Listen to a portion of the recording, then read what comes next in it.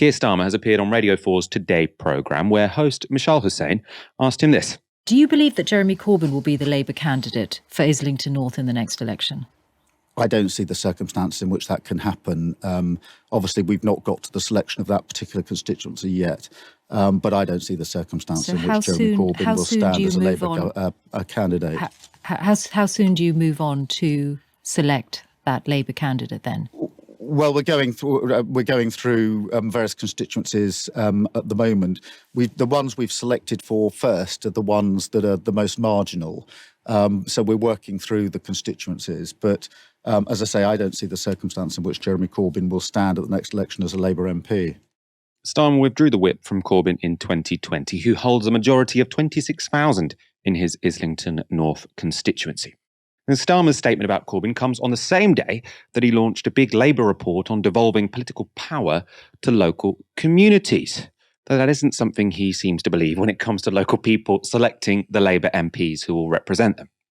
It's an irony that Corbyn picked up on in this tweet. A transfer of power away from Westminster to local communities is long overdue. The same principles of devolution and democracy should apply to our parties. Members should choose their candidates, devise policy, and decide what their movement stands for.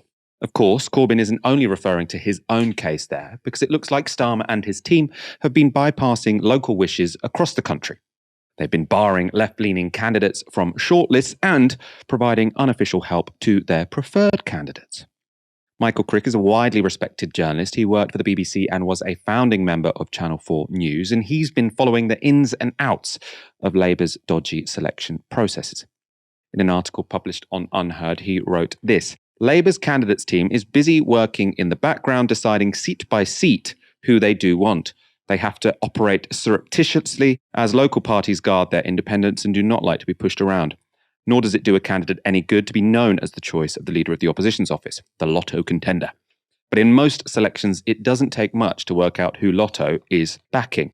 Lotto contenders will be advised about how to make the most of any local routes, and they'll be introduced to key local Labour figures. The chosen ones may even be consulted by national Labour fixers on when the selection should ideally take place. Nor do Labour officials appear to care if a favoured candidate breaks the party's tight spending rules for candidate campaigns. It's amazing how much some candidates manage to do with their limited budgets. But the most contentious issue is the highly prized list in each constituency of each party member and their contact details. Having spoken to a number of those involved in the selection process, anointed or Lotto contenders appear to have a remarkable ability to obtain membership lists before their ordinary rivals. They may have been leaked by local party officials or by local councillors or from someone on high in regional or national HQ. And any such leak almost certainly breaks data protection law. Contenders who stick to the rules are only sent local members' details once the shortlist has been drawn up. This gives them about a fortnight to contact every voter, which is almost impossible to do individually, given some parties have 2,000 members. So far, there have been almost 60 candidate selections around the country, and only one of them has resulted in a left-leaning candidate. That's Faiza Shaheen, who'll challenge Ian Duncan Smith's Chinkford and Woodford seat. So what happened to the others? Well, Lauren Townsend is a Labour councillor in Milton Keynes. She's lived in the city all her life. In October, she applied to be the Labour parliamentary candidate for Milton Keynes North, where she had the backing of 6 Labour-affiliated trade unions. Still, the NEC blocked her. Why? Among the reasons given was that Townsend had, quote, supported other political parties by liking a tweet from Nicola Sturgeon announcing a negative COVID test. And she was accused of being involved with the Green New Deal campaign group, which is a grassroots political movement with no party affiliation. Emma Dent-Cote was MP for Kensington between 2017 and 2019, beating the Tories in a traditional stronghold, and she's well known for her work on behalf of victims of the Grenfell fire. Dent-Cote lost her seat in 2019, but tried to stand as the candidate again this year. According to The Guardian, she was blocked after being presented with a dossier that contained tabloid stories about her, and also because she had spoken at a Stop the War Coalition rally in the past. Finally, Maurice MacLeod is a friend of the show and Labour councillor in Battersea Park. He's also a lifelong socialist and anti-racist campaigner. He tried to stand as the Labour candidate in Peckham and Camberwell, but he was blocked. According to Labour, it was because of historic social media posts, which included retweeting a post by Green Party MP Caroline Lucas. According to MacLeod, it's because Labour, quote, sees no place in its ranks for black and brown socialists. Good for Michael Crick. I mean, this is the man who authored the famous book on the militant tendency within the Labour Party. He's never been seen as a friend of the left. And I think it makes these assertions all the more credible. You know, this is not Michael Walker or Aaron Bastani, you know, people who have in the past quite overtly said, I am a socialist. We say that here in Novara Media so that our audience, you can be a conservative or a Lib Dem or a Green or whatever. You know our politics and where we're coming from. And so you can receive what we're saying with that context. I think that's what journalists should do.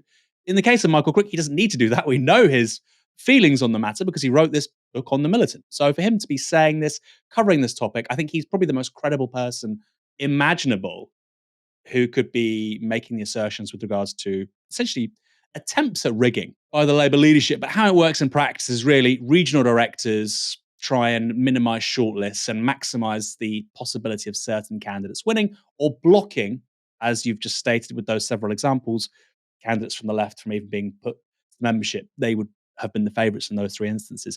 Important to say, Michael, as well, it's not just those three people. Another example, Doina Cornell in Stroud. She was the leader of the council. She had nominations from every single major trade union, except for the GMB nationally. She was backed by the local GMB regionally, but not the national GMB. Very strange. She was leading, a progressive coalition to run the council with the Lib Dems and I think and the Greens. Her deputy leader is very involved in activism with regards to Labour and proportional representation. You know, this is not, John McDonnell circa 1994. These are people who are very much in keeping with the mainstream Labour Party. You know, this is the leader of a council. Important to say, of course, like you said, Maurice MacLeod, also a councillor, as is Evident Code, as is Laura Townsend, and they're being blocked. There are many, many other instances of this too. What does worry me, Michael, is that, you know, for now in 2022, those people are being blocked from standing for Parliament. When they go to be reselected as councillors, whether that's in 2023 or 2024, I think not necessarily in those three high-profile cases, though that may happen too, but I think across the country, many left-wingers who are councillors who've stood to be parliamentary candidates have been blocked, they might find themselves also being blocked from standing again as councillors. Now, to go back to the original point, this really is entirely at odds with the rhetoric we saw from Keir Starmer today about giving away power. I want to give power away. You can't even give away power in the Labour Party. So to do so within the United Kingdom amongst the various regions of England and the nations of Scotland and Wales and Northern Ireland, I find that somewhat far-fetched. Jeremy Corbyn is probably, in terms of local favourability, probably one of the most liked local MPs in the country. What Keir Starmer is saying is that doesn't matter. So I think that does rather underscore the extent to which we should take some of his rhetoric seriously. I would submit that we probably shouldn't.